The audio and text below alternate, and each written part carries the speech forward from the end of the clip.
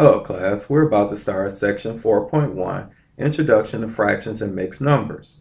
Section A, identifying numerators and denominators and reviewing division properties for 0 and 1. In a fraction, the top number is called the numerator and the bottom number is called the denominator. The bar between is called the fraction bar, which we see here. We have our numerator, which is the top of the fraction, the denominator, which is the bottom of the fraction, and we know that this fraction bar is the division that separates them.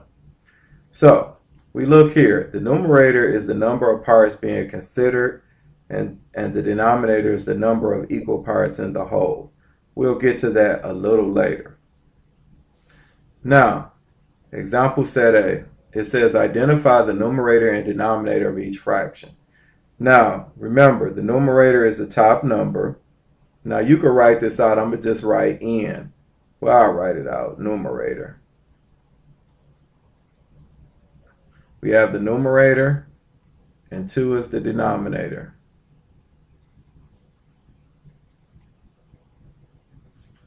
Okay, now, number 2, we have 10 over 17. Since 10 is in the top of the fraction, that is the numerator. And 17 is the denominator.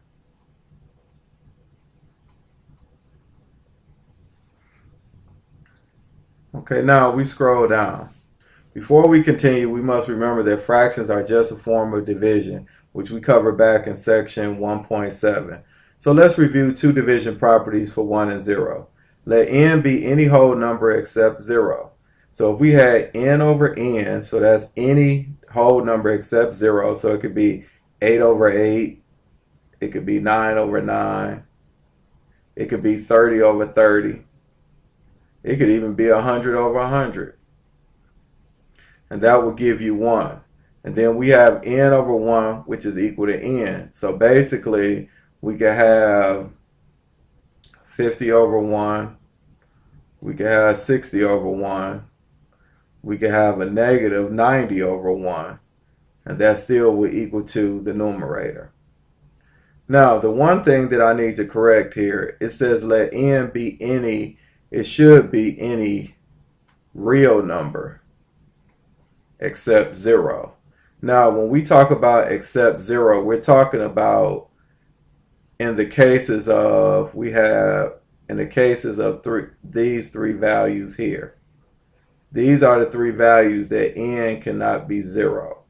The n over n is 1, 0 over n is 0, and n over 0 is undefined. But n can be 0 here when it's over 1, and it still will equal to whatever your n is. So now, if we have 0 over any number except 0, it equals 0. And if we have any number except 0 over 0, it's undefined. So let's take a look. I'm going to give you a couple examples. Like here, 0 over n, it could be 0 over 5. It could be 0 over negative 5. It could also be 0 over 10. And that still equals 0. Now here, n over 0, give you a few examples. We got 5 over 0. We got 7 over 0. We can have negative 5 over 0. And that's still undefined. Now, we have our examples. It says write 3 fractions that are equal to 1. So we have 6 over 6, we got negative 7 over negative 7, and we can have also 5 over 5. Or let's make this a decimal. We can make it 5.1 over 5.1, because remember we said any real number. So all of these are equal to 1. Okay, now it says write 3 fractions that are equal to 0. So remember, in order for a fraction to equal 0, that means that your numerator must be 0. So we could have 0 over 5, 0 over negative 5. We could have 0 over 3.7. And this all equals 0. Now number 3, it says write 3 fractions whose value is undefined. Now undefined means that we have some value n over 0, but that n value cannot be 0. So we could do this 5 over 0, We could do negative 5 over 0. And we could also do 3.7 over 0. And that all equals undefined. Now number 4, write 3 fractions that are equal to integers. Now, these 3 fractions basically are this here. It could be anything. It could equal 1, it could equal 2, or a negative number. For example, say we had negative 2 over 1. That equals negative 2, right? Then we could have 3 over 1. That equals 3. And then we could have a negative, well, let's try negative 7 over 1. And that still will give us negative 7. Now, I just used ones here, but we can use another one. Let me give you another example. We could use, say we had 6 over 2. 6 over 2 is 3. We could have 6 over negative 2, which is a negative 3. These are some examples of 3 fractions that are equal to integers. Now we go to number 5. What fraction of the letters of the alphabet are vowels? Don't include Y. So the first thing we need to do is determine how many letters are in the alphabet. You're right, it's 26. 26 letters in the alphabet. The whole fraction, or your whole part of what you're asking, is always your denominator. So 26 will be your denominator, which is how many letters you have in the alphabet. Now we think about the vowels. Now we said everything except Y, so we had A, E, I, O, and U, because it said don't include Y. So we have 1, 2, 3, 4, 5 vowels. So it'll be 5 over 26. Okay, now we go to number 6. Well, before we go to number 6, let's scroll back here. Let's go back up here because I want to be very clear on this. Okay, when we were looking at the numerator and denominator of the fraction, we said the numerator is the number of parts being considered. Now, in the problem we just did, which was dealing with the vowels, we were considering how many vowels we have excluding Y. And then it's the number of equal parts in a whole. The whole there was 26. So, which was how many letters we had in the alphabet. So that is why we have the fraction of 5 over 26, which includes all the vowels except for Y.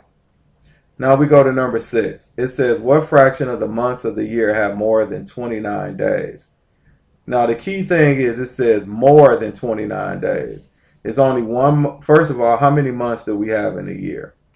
We have 12. So that would be your denominator. Now, how many months have more than 29 days? We know it's only one month that do not have more than 29 days, and that's February. So it'll be 11 out of the 12 months. And that will be your final answer, 11 over 12.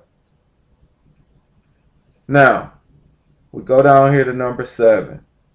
It says a box contains 6 blue marbles, 4 red marbles, and 3 white marbles. So we know we have a total of 13 marbles. It says what fraction of the marbles are red? So first of all, we'll put down the amount of marbles we have, which is 13. Now we'll put how many red marbles we have, which is 4. So it'll be 4 out of 13, or 4 over 13. Now we come to B. What fraction of the marbles are not white?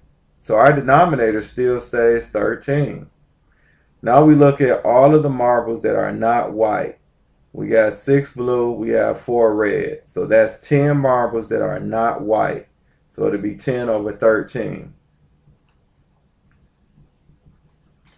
Now we scroll down here to simplify. We have a few problems that incorporate the rules that we just learned.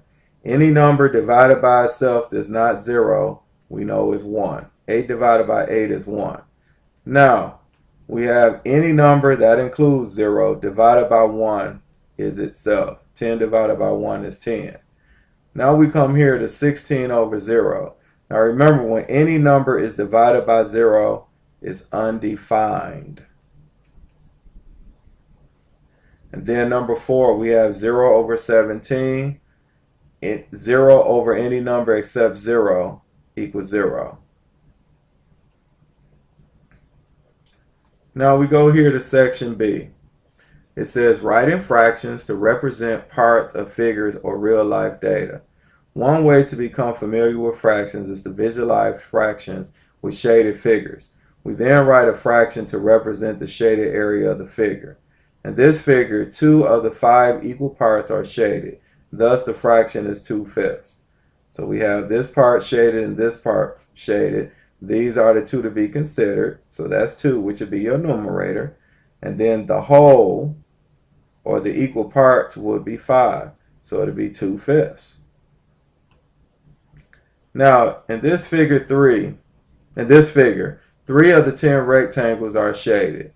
Thus, the fraction is 3/10. 3 are shaded, so that would be your numerator, and the total amount you have is 10, so that would be your denominator.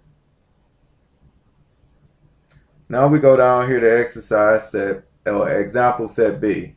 It says write a fraction to represent the shaded part of the figure. So first of all, how many parts do we have shaded here? We have 1, 2, 3. So we know our numerator is going to be 3. Now we have to determine our denominator. We'll count all of them, including the shaded parts. We have 1, 2, 3, 4, 5, 6, 7, 8. So our denominator is 8. So our final answer is 3/8. Now we come here. Our numerator would be 1. That's the shaded part. And our denominator, when we add all of these together, is 6. So our final answer there is 1/6. Now we scroll down here. It says draw and shade a part of a figure to represent each fraction. It says 2/3 of a figure. We can do those circles like we had there. We could do 3 circles to represent the bottom, which is the whole, and then shade in whatever your numerator is. So of course you'll do a better shading job than I did. So this is 2/3. 2/3 is shaded. Now we come here to 7/11. So we need 11 figures. So what I'm going to do, I'm just going to do 11 circles. These are the easiest to do. So it's 11 circles, and then 7 of them need to be shaded.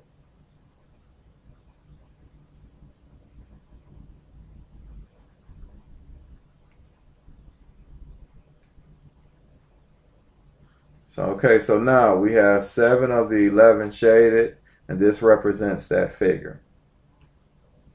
Okay, now we come down here to section C, identifying proper fractions, improper fractions, and mixed numbers. A proper fraction is a fraction whose numerator is less than its denominator. So if the top of your fraction is smaller than the bottom of your fraction, that is called a proper fraction. Proper fractions are less than 1.